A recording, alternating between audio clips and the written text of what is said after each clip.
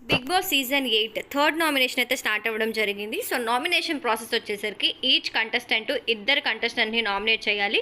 Nominate చేసిన person మీద trash వేయాల్సి ఉంటుంది. ఇది నామినేషన్ ప్రాసెస్. సో నైనిక వచ్చి సోనియాని అయితే నామినేట్ చేయడం జరిగింది. రీజన్ సోనియా ప్రాపర్గా గేమ్ అయితే ఆడటం లేదు అండ్ 100% తన సైడ్ నుంచి ఎఫెక్ట్ పెట్టడం లేదు అని చెప్పి చెప్పడం జరిగింది. దీని గురించి ఆల్రెడీ నాగార్జున గారు కూడా నిన్న సండే ఎపిసోడ్లో అయితే చెప్పడం జరిగింది. తన సైడ్ నుంచి 100% ఇవ్వలేదు అని చెప్పి. సో అదే రీజన్తో మళ్ళీ నైనిక కూడా నామినేట్ చేయడం జరిగింది.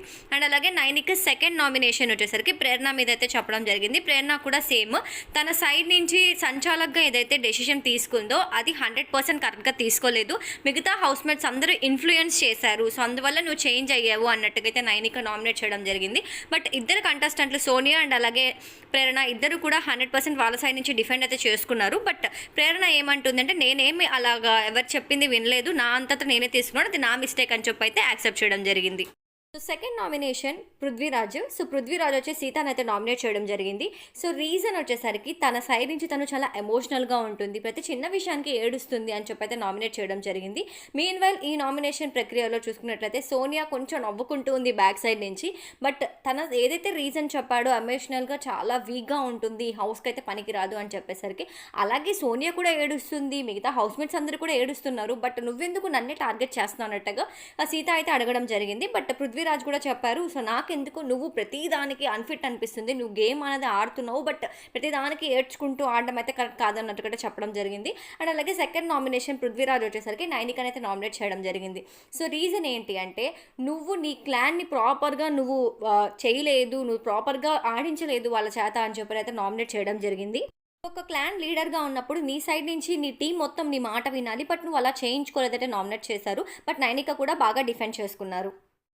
థర్డ్ నామినేషన్ సోనియా అశ్విన్ అయితే నామినేట్ చేయడం జరిగింది. సో రీజన్ ఏంటి అంటే తన సైడ్ నుంచి కొంచెం ఓసీడీ చెప్పడం వల్ల, ఓసీడీ అంటే తన సైడ్ నుంచి క్లీన్ చేయాలి కానీ మిగతా వాళ్ళని కూడా ఫోర్స్ఫుల్గా క్లీన్ చేయమని చెప్తుంది. అండ్ అలాగే సాటర్డే ఎపిసోడ్లో ఏదైతే నాగార్జున గారు సోనియా గురించి అడిగారు యశ్మిని గ్రీన్ ఆర్ రెడ్లో పెట్టాలి అని చెప్పి సోనియాని తీసుకెళ్లి రెడ్లో పెట్టడం జరిగింది. ఎందుకంటే తను ఏం గేమ్ ఆడిందో నాకు తెలియలేదు అని అయితే చెప్పడం జరిగింది. సో దాని గురించి మళ్ళీ ఆ పాయింట్ తీసుకొచ్చి నామినేట్ అయితే చేసింది సోనియా యశ్మిని. అండ్ యశ్మి కూడా చెప్పడం జరిగింది, నాకు నిజంగానే తెలియలేదు, నువ్వు నా టీంలోనే ఉన్నావు బట్ స్టిల్ నువ్వు ఆడావా 100% ఇచ్చామని నాకు తెలియలేదు అని చెప్పడం జరిగింది. అండ్ అలాగే ఓసిడీ విషయానికి వస్తే నేను క్లీన్ చేయమని చెప్పలేదు ఎవరికి కూడా, నా అంతటా నేనే క్లీన్ చేసుకున్నాను, నాకు అది గలీజ్గా ఉండడం నాకు నచ్చలేదు అని చెప్తే సోనియా దాన్ని మళ్ళీ వేరేగా డైవర్ట్ చేసి అంటే మేమంతా మిడిల్ క్లాస్ అండి, మేము చాలా పూర్ మిడిల్ క్లాస్ నుంచి వచ్చాము, అంటే మేము మడ్డిగా పెట్టుకుంటాము ఇల్లులు అన్నట్టుగా సోనియా కొంచెం బ్యాడ్గా యశ్మిని ప్రొటెక్ట్ చేయడానికి అయితే ట్రై చేసింది.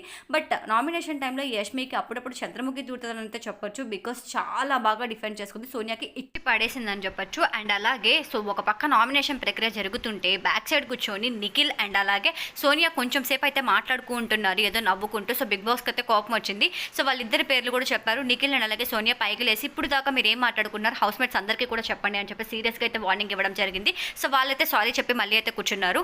అండ్ అలాగే ఈ నామినేషన్ ప్రక్రియ మొత్తం చూసుకున్నట్టయితే సోనియాని చాలా బాగా ఇచ్చి పడేసింది ఎవరంటే యశ్మి భయ్య. సూపర్గా అడిగింది ఏంటి అంటే నువ్వు ఎప్పుడు చూసినా నిఖిల్ అండ్ అలాగే మీతో కూర్చొని ఉంటావు, నువ్వు గేమ్ మీద 100% టాస్క్ ఇచ్చినట్లయితే నువ్వు ఎప్పుడో విన్ అయి ఉండేదానివి, బట్ నీకు అంత సీన్ లేదు, వాళ్ళిద్దరి మీద ఉన్న కాన్సన్ట్రేషన్ నీకు గేమ్ పరంగా ఎట్టి పరిస్థితిలో లేదని చెప్పొచ్చు. నేనే కాదు మిగతా హౌస్ మేట్స్ అందరికీ కూడా అలాగే అనిపిస్తుంది సోనియా అని చెప్పైతే ఫేస్ టు ఫేస్ సోనియా అయితే చెప్పడం జరిగింది.